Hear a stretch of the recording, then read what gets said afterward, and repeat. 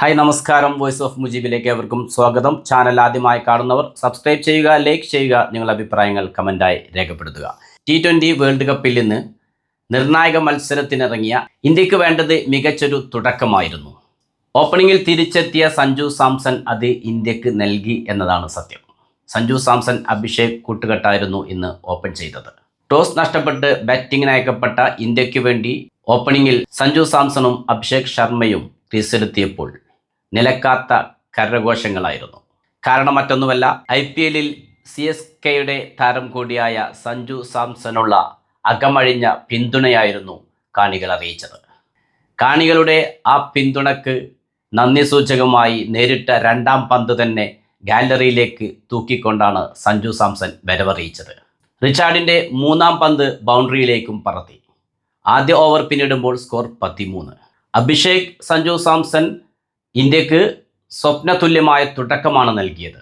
ഇന്ത്യയുടെ ഇതുവരെയുള്ള പ്രശ്നം ആ ഒരു തുടക്കത്തിൽ പരിഹരിക്കപ്പെട്ടു എന്നതു തന്നെയായിരുന്നു പിന്നീട് അങ്ങോട്ടുള്ള സ്കോറിൻ്റെ വേഗത.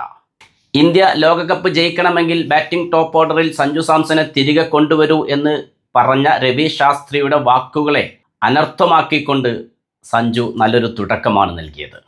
സെക്കൻഡ് ഓവറിൽ സിംബാബ്വേയുടെയും ഈ വേൾഡ് കപ്പിലെ തന്നെയും ഏറ്റവും മികച്ച ബൗളറായ ബ്ലെസ്സിങ്ങിനെതിരെയും ഒരു പട്ടുകൂറ്റൻ 6 നേടിക്കൊണ്ടാണ് സഞ്ജു കരുത്ത് കാട്ടിയത്. 3.4 ഓവറിൽ സഞ്ജു പുറത്താകുമ്പോൾ ഇന്ത്യയുടെ സ്കോർ 48 ആയിരുന്നു. 2 മാറ്റങ്ങളുമായാണ് ഇന്ത്യ ഇന്ന് സിംബാബ്വേക്കെതിരെ ഇറങ്ങിയത്. വാഷിംഗ്ടൺ സുന്ദറിന് പകരം അക്സർ പട്ടേലും റിങ്കു സിംഗിന് പകരം സഞ്ജുവിനെയും 11-ൽ ഉൾപ്പെടുത്തി. തിലക് വർമ്മയെ നിലനിർത്തിക്കൊണ്ടു തന്നെയായിരുന്നു ഇന്നത്തെ 11. ഇന്നത്തെ എല്ലാ മാറ്റങ്ങളും ഇന്ത്യക്ക് അനുകൂലമായി ഭവിച്ചു എന്നതാണ് സത്യം.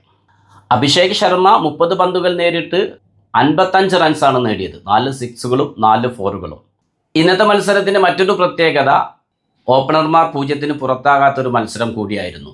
ഇതിനു മുമ്പ് നമീബിയക്കെതിരെയുള്ള മത്സരത്തിൽ മാത്രമായിരുന്നു ഓപ്പണർമാർ 0-ന് പുറത്താകാതിരുന്നത്. അന്നും ഓപ്പൺ ചെയ്തത് സഞ്ജു കിഷാൻ ആയിരുന്നു. ഇന്ന് ഓപ്പൺ ചെയ്തത് സഞ്ജു അഭിഷേക്. അതിനർത്ഥം സഞ്ജു ഓപ്പണിങ്ങിലെത്തിയപ്പോഴെല്ലാം നല്ലൊരു തുടക്കം ഇന്ത്യക്ക് കിട്ടിയിരിക്കുന്നു. ഈ ഒരു തുടക്കം തുടർന്നാൽ ഇന്ത്യ കപ്പുയർത്തും എന്നതിൽ ഒരു സംശയവുമില്ല. സഞ്ജു പുറത്തായി ക്രീസിലെത്തിയ ഇഷാൻ കിഷനും ഭേദപ്പെട്ട പ്രകടനം തന്നെയാണ് കാഴ്ചവെച്ചത്. 24 പന്തുകൾ നേരിട്ട് 38 റൺസ് എടുത്താണ് മടങ്ങിയത്. 4 ഫോറുകളും 1 സിക്സും അടങ്ങുന്നതായിരുന്നു ഇഷാന്റെ ഇന്നിങ്സ്. അഭിഷേക് പുറത്തായപ്പോൾ ക്രീസിലെത്തിയ സൂര്യകുമാർ യാദവ് പക്ഷേ ഇതിനെല്ലാം അപ്പുറത്തായിരുന്നു ക്യാപ്റ്റന്റെ പ്രകടനം.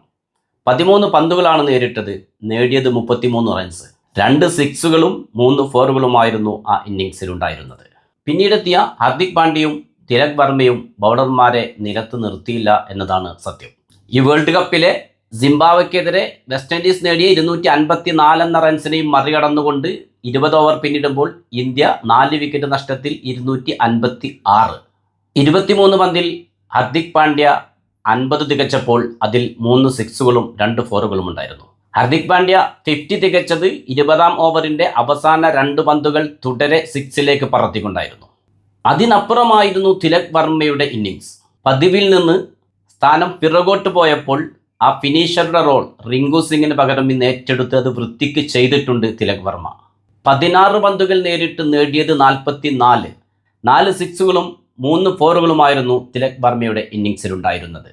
എന്തുകൊണ്ടും ഇന്ത്യ തിരിച്ചു വന്നിരിക്കുന്നു ഈ വേൾഡ് കപ്പിൽ, അതും 256 സ്കോർ നേടിക്കൊണ്ട്. സിംബാബ്വേയെ കുറഞ്ഞ സ്കോറിൽ ചുരുട്ടിക്കെട്ടി സെമി പ്രതീക്ഷ കാത്തുസൂക്ഷിക്കാൻ ഇന്ത്യക്ക് കഴിയട്ടെ എന്നാശംസിച്ചുകൊണ്ട് പുതിയ ക്രിക്കറ്റ് വിശേഷങ്ങളുമായി നിങ്ങളിലേക്ക് വീണ്ടും എത്തും. നിങ്ങളുടെ സ്വന്തം വോയിസ് ഓഫ് മുജീബ്. ചാനൽ ആദ്യമായി കാണുന്നവർ സബ്സ്ക്രൈബ് ചെയ്യുക, ലൈക്ക് ചെയ്യുക, നിങ്ങളുടെ അഭിപ്രായങ്ങൾ കമൻറ്റായി രേഖപ്പെടുത്തുക. Good bye.